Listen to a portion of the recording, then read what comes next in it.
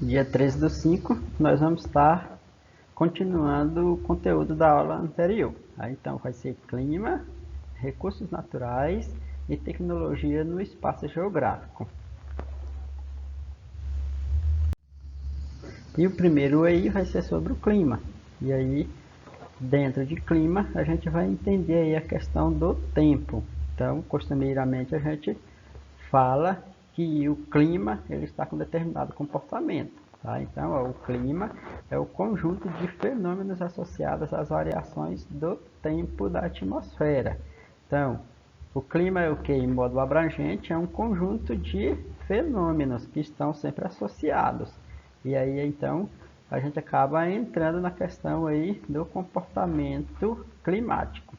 Geralmente o seu conceito ele aparece em oposição à ideia de tempo, que seria o estado momentâneo da atmosfera. Então, o tempo é o quê? É aquele curto tempo que ele está em uma situação, em um determinado comportamento. Então, como a gente vê na imagem aí, a gente vê que está com uma chuva, tendo uma precipitação aí de água, né, da chuva. E aí então a gente acaba, de uma certa forma, falando que é o clima. Tá? Então, portanto, para se conhecer um clima de um lugar ou de um determinado lugar, é preciso vários anos de estudos da questão do clima e observações para finalmente estabelecer a conclusão sobre um determinado tipo climático. Então, quando dizemos que está chovendo em Anápolis, estamos falando em tempo, pois é algo momentâneo, que acabará em breve. Tá? Isso não significa que o clima desse local será predominantemente chuvoso, que vai se estender por muito tempo, né?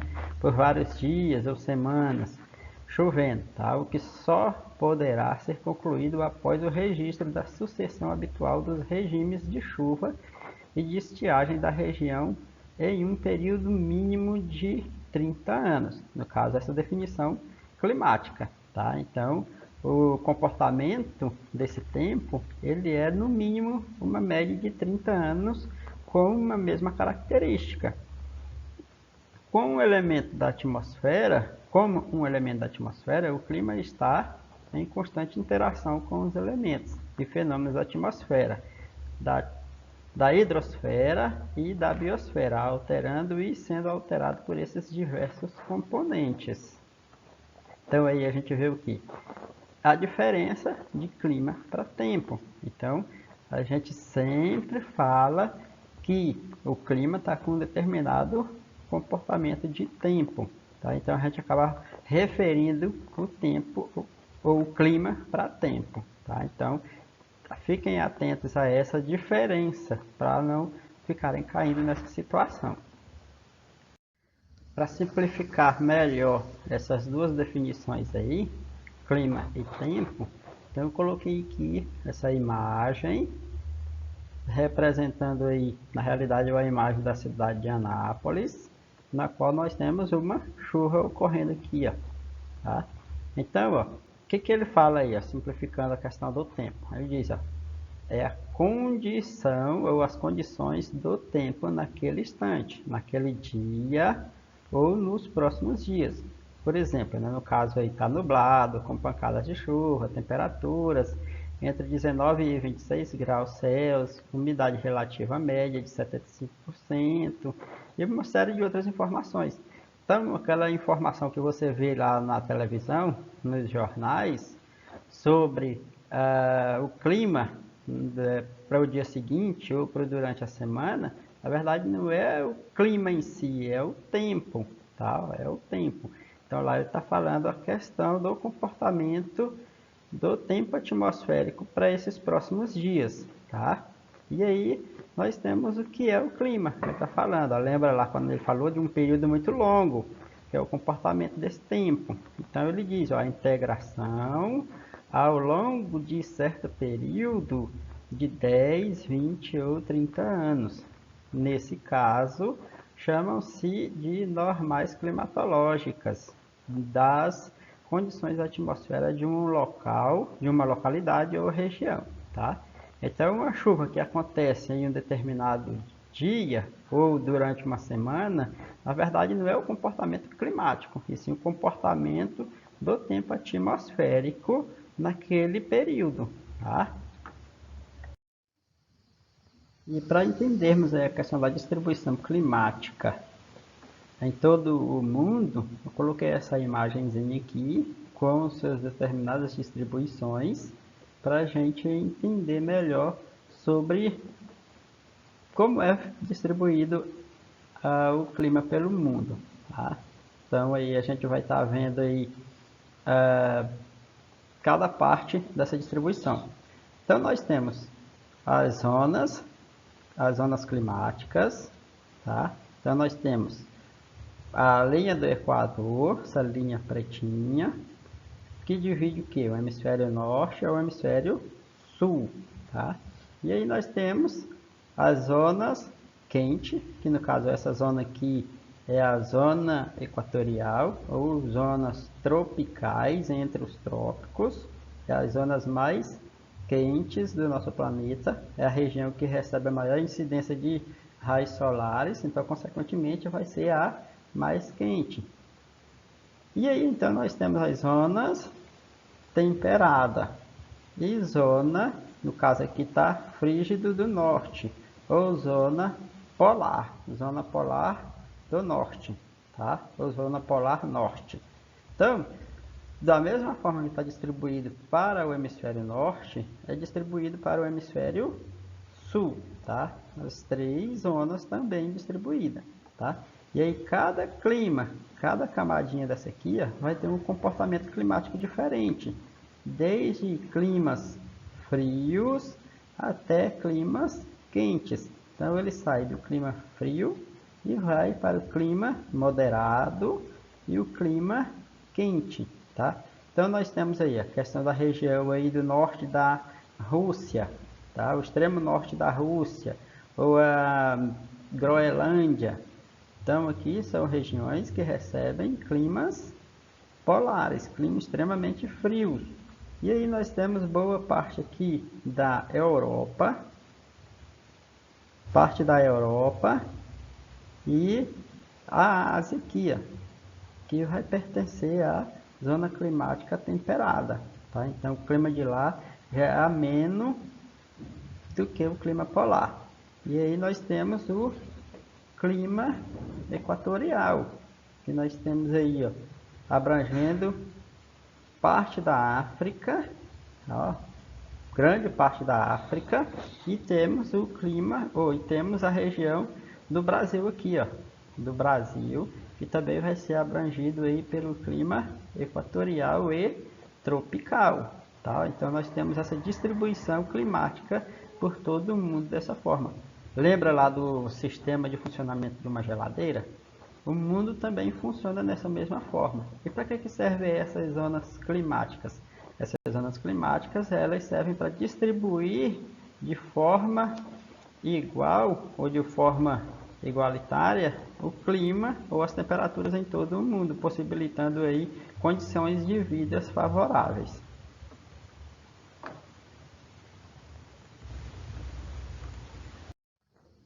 E agora, como a gente viu lá nas zonas climáticas, a gente agora vai estar vendo essa distribuição climática por todo o mundo. Então a gente vê aí a presença de diferentes tipos de climas em todo o mundo, tá? Então nós temos aí em colorido os continentes com a presença desses climas, que é representado aí por essas diferentes cores.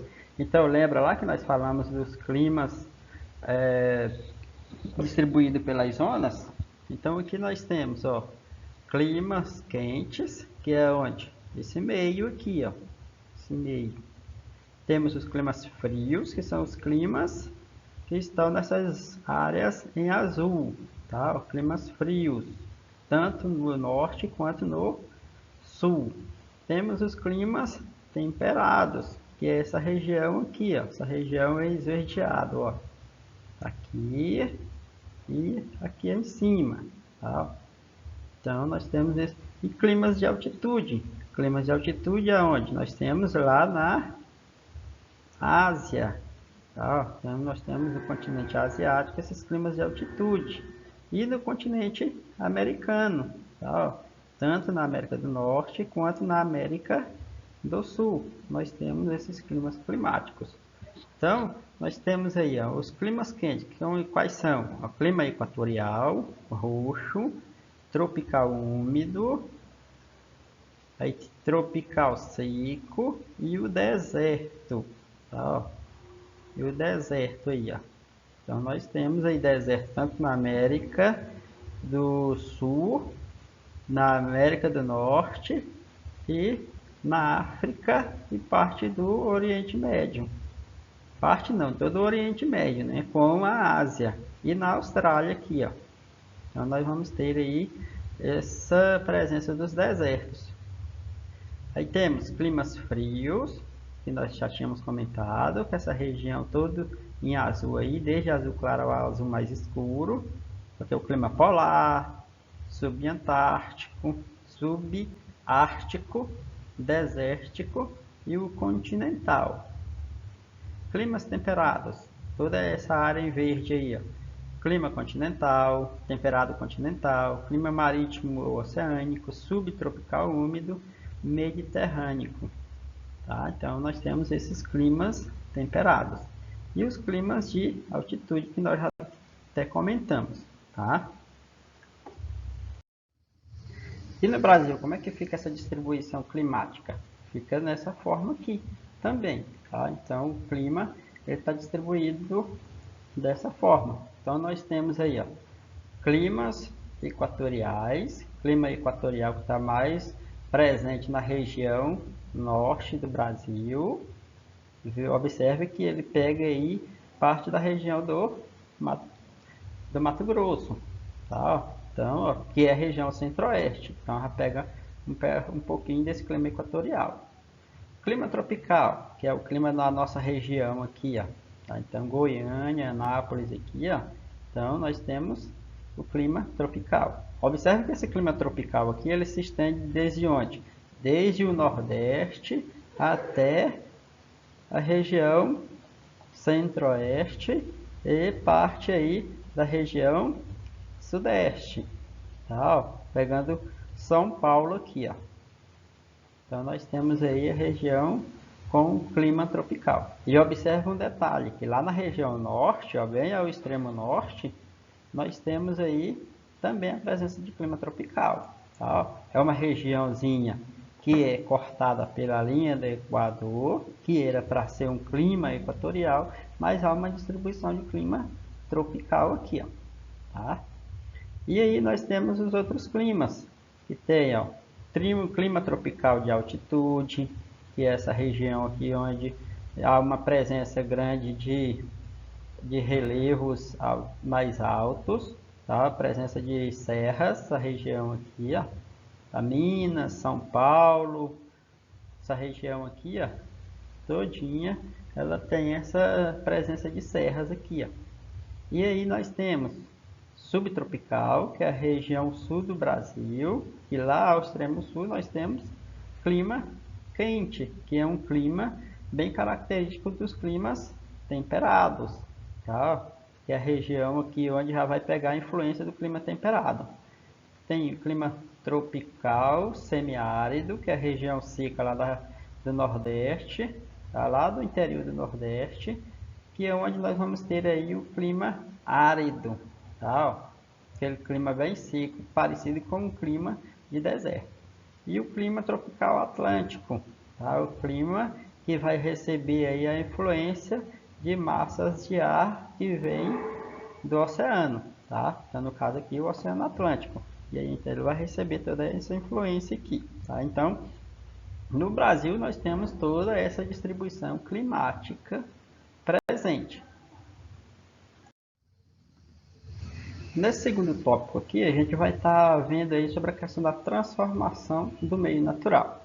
Ou seja, entender um pouquinho aí o que foi que aconteceu com os recursos naturais do Brasil desde o período colonial, especificamente aí desde o século XVIII, que foi onde houve uma transformação maior do espaço até os momentos atuais. Tá? Então, primeiro vamos definir aí o que é um meio natural e um meio social.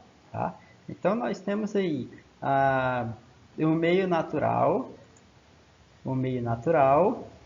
que é definido da seguinte forma: é aquele espaço com o mínimo de interferência do homem.